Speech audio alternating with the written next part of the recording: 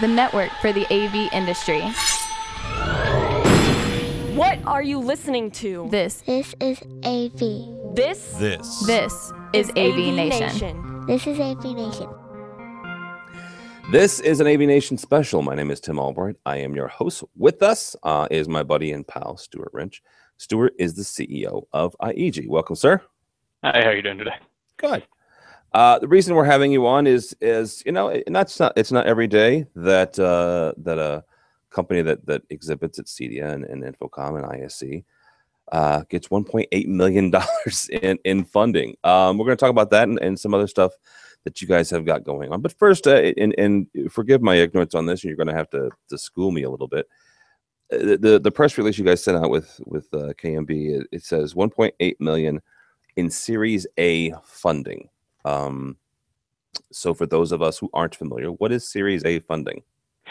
Sure. Series A funding is a term that's used in the entrepreneurial startup community for kind of the first major round of funding. Typically, it's preceded by either a seed round or Series AA, which is smaller in cash, kind of gets you to a proof of concept, and then the point that you're really ready to scale, the Series A comes in, and then there can be a Series B, C, et cetera. It's mainly used to keep all of the investments straight, so that when it comes time to pay out investors, everybody knows who came in at what time and gets what piece of the company. That makes sense. That makes sense. So walk me through this. Is this something where somebody comes to you and says, "Hey, Stuart, I think you guys have got a really cool idea," or is it, you guys are at a point where you're like, you know what, to kind of grow and go where we want to go, let's start entertaining and start searching out folks to invest? Yeah, so a little combination of things. We've been growing our company for about 6 years on a generally organic path. The founders and a little bit of external money came in early on to get us started, but we've been growing off of a customer success. And one of those customers shared our mutual vision and was able to introduce us to an investor who then bought into our vision and wanted to help us to be able to grow faster than an organic path could ever allow us to not only expand with our current product offerings, but bring to market a lot of new products that will help the industry move even further than we have to date. All right, so let's talk about a couple of those. Almost $2 million is nothing to sneeze at. So what exactly, what are we going to be doing with that money? Primarily, we're going to be investing heavily in development. We both want to grow our current monitoring and management platform that we've been selling to the industry now for, again, 5 to 6 years. But also, we spent the better part of a year speaking with our customers and also potential customers, trying to determine what other services might assist them in providing a higher level of service to their customers. And we've come up with a strategy that's going to be building out a centralized data platform that will help to bring in the monitoring and management information that we have today, along with other pieces of information that's needed on a daily basis. And we're going to start by launching the first of those modules, most likely at the CEDIA timeframe. Okay. So are we talking about data mining or, data storage, or just taking all this information that kind of comes from different ancillary pieces, whether it's a tech in the field or someone in-house, and kind of combining that all together in one platform? It's going to come from a lot of different places. Some of this will be automatically gathered. Some of it will be a data repository, so that different people from within the company or even the customers can interact and give a better visibility into what's needed at any given time frame. It's basically, we live currently in one time frame of the service cycle, and we want to begin to live in larger time frames of that service cycle.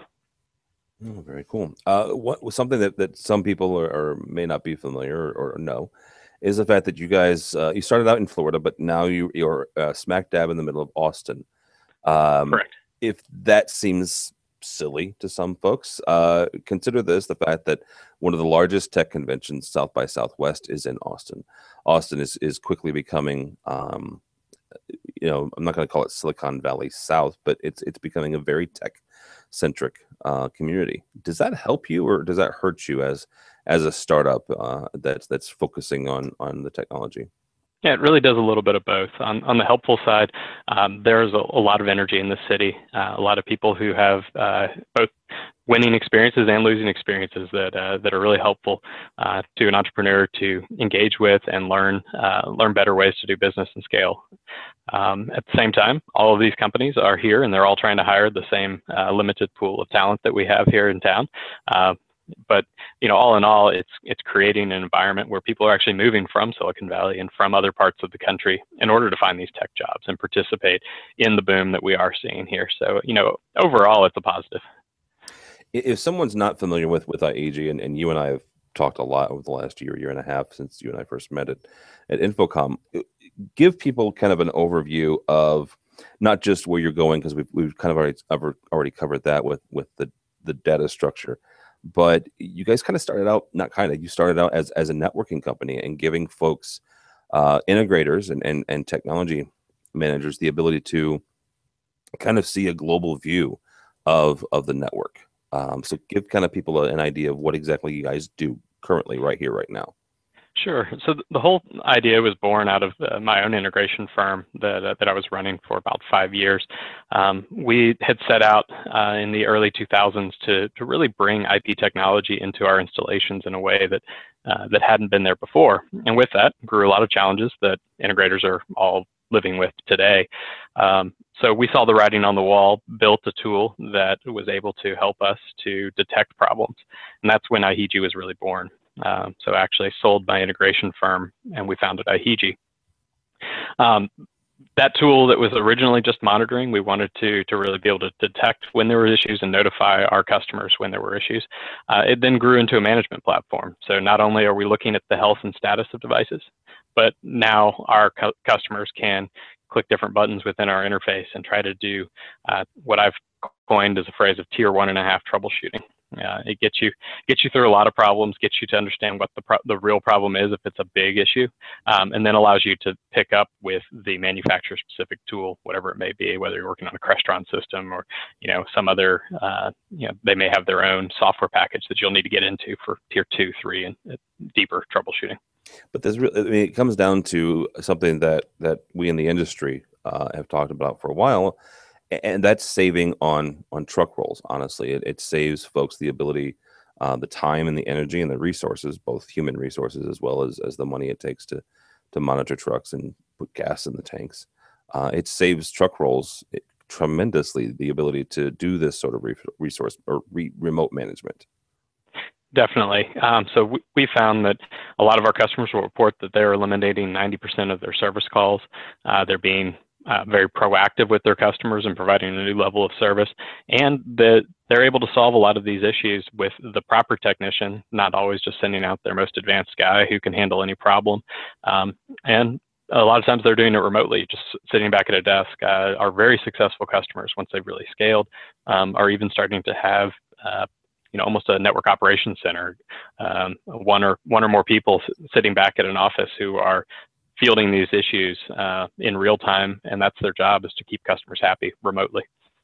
You said something there that I don't know that you've said before that kind of caught me. They're able to almost prioritize which tech they sent, depending on what the issue is. How do they do that? Is it just based on the level of problem? So they're able to get the reports from our system as to what the problem is, and based on that, and any tier 1 troubleshooting or tier 1.5 troubleshooting they've tried remotely, they'll know at that point whether this is a deep Crestron issue or whether it's a deep networking issue. And oftentimes those people aren't necessarily the same technician. So, in the days of old, customer called, said, "Hey, I have a problem. The whole system's broken." And the immediate reaction is to send the smartest guy they possibly can out to figure out what's going on, just to get the customer back online in the shortest period possible. And now they don't have to respond that way. Yeah, because 9 times out of 10, the smartest person is also the one making the most money. So that's true. That's, not to put too fine of a point on it, but let's be honest. The bottom line is the bottom line. And when you have your smartest tech running down service calls, as opposed to doing, what's a little bit more profitable for you, it's a good chance that you're losing money. So, correct. Where do you guys see yourself? I mean, obviously you've got this new round of funding and 1.8 million.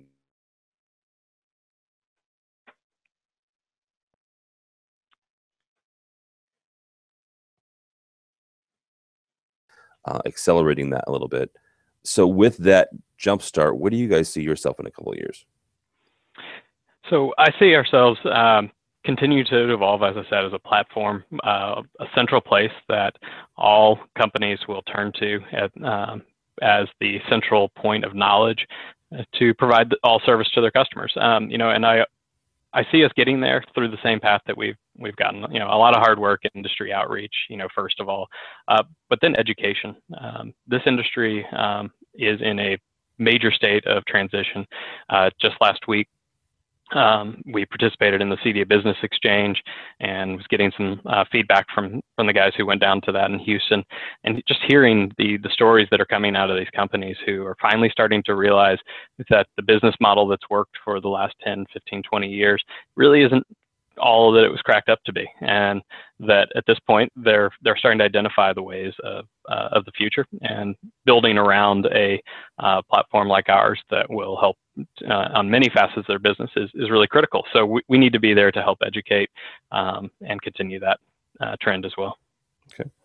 If someone's interested, if they're an integrator or an end user, how would they get a hold of an ihiji product? They can reach out to us, and they can find us online at www.ihiji.com. That's IHIJI.